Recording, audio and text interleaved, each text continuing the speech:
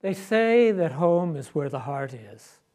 And if that's true, it was never more true than was the case with a wealthy English woman I knew who lived with her husband in Ireland. And although their home was quite comfortable, she was never really happy there.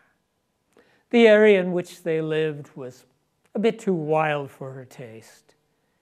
And so in her mind, she often found herself wistfully musing as to how nice it would be to live somewhere else. And as a result, her husband was not at all surprised when one morning at breakfast she said, "Last night, I had the most wonderful dream. I was in this house, not a large house really, 15, 20 rooms at the most. You know, the cozy sort of place where one can just cuddle up and escape from the world. There was a library with just miles and miles of old books and a cheery fireplace, and a drawing room, and a conservatory, and a garden. Oh, you should have seen the garden. How I wish such a place could really exist." "How nice for you, my dear," said her husband, barely looking up from his morning Times and not really giving it much thought. The next morning, my friend was bubbling with excitement. "You won't believe where I was last night." "Of course I will, my dear.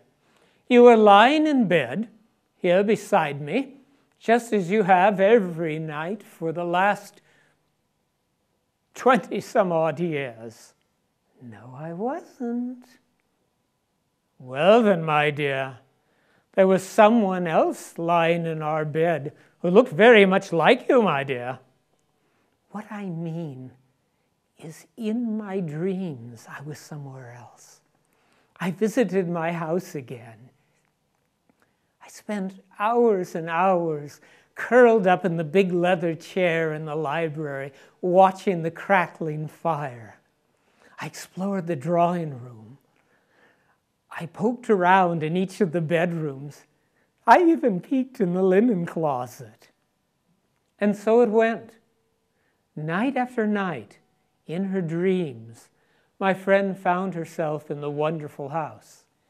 She told everyone she knew about it, and spoke of it so often that her friends often began their conversations with her by asking if she'd been to her dream house lately.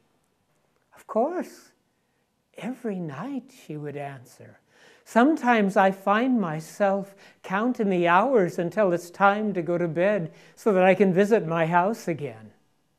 Well, after several years of this, she finally convinced her husband to leave Ireland and return to England, where they began to search for an appropriate house within a reasonable carriage ride of London. One day, the estate manager told them of a house he had learned of in Hampshire, which he thought just might fit the bill. And as their carriage drove up onto the estate, and gradually the house rose in the distance, my friend gasped, "That's my house! That's my house!" "Well, not until we purchase it, my dear." "No, you don't understand. That is my house." They were met at the door by a stern-looking butler who kept a rather wary eye upon the prospective buyers. "I know this might sound a bit queer," my friend began, "but if you don't mind too terribly, I should myself like to take my husband on a tour of the house." "As you wish, mum," the butler gravely intoned. And then, without a moment's hesitation, my friend took her husband on a tour of the entire house. Now, this hallway leads to the library. You're just going to love the fireplace. These doors open onto the drawing room. Voila! Next, I'll show you the conservatory. And so it went. Throughout the entire tour, My friend was unerringly correct, always perfectly predicting what room they would enter next and describing its contents down to the most insignificant bell pull. Well, whatever the price, she had to have that house. But upon inquiring as to the price, to my friend's great surprise and her husband's most intense relief, they found the sum being asked was quite modest. In fact, it was a bargain. They immediately arranged for a draft from their bank, signed all the appropriate papers. The question, however, as to why the previous owners had allowed such a wonderful house to be sold at a bargain price preyed upon my friend's mind. So once the house was safely hers, she inquired of the butler as to whether he had any idea as to why the price had been so unbelievably low. "Of course, Mum," said the butler. "Everyone in these parts knows the answer to that." "Well?" "This house is haunted." "Haunted?" "Of course, Mum. Everyone knows that. Been haunted for years.